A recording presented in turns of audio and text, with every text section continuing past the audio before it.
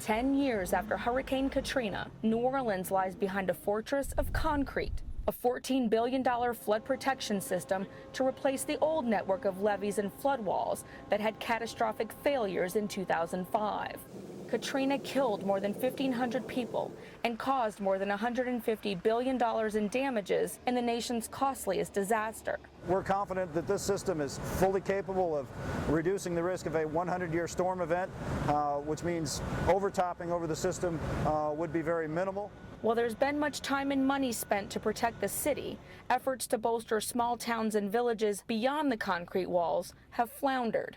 And this was a home in front of that one.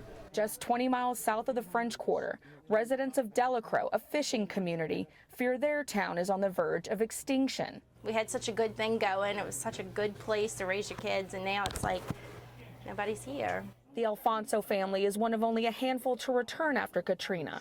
The storm surge had reached more than 17 feet and pushed homes off their foundations. When I built this house, I never dreamed I'd get water in it. No. Never.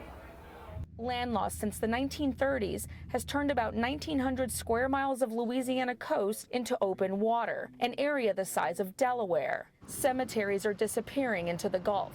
Barrier islands, bridges, schools, and entire towns have been washed away. It's becoming open water bodies. And this, as you might imagine, lets hurricane surge come in quicker and easier, which means the water levels get higher. Katrina alone caused about 190 square miles of land erosion in the space of a couple of days. Under Governor Bobby Jindal, the state developed a $50 billion master plan to reverse land loss over the next 50 years. But in the meantime, the Gulf advances. The Alfonsos fear another storm as bad as Katrina could be the end. Not knowing if in 10 years we're still going to have a home. That's one of the biggest struggles. The struggle they face now, to stay or move behind the levees as this fight with the sea continues.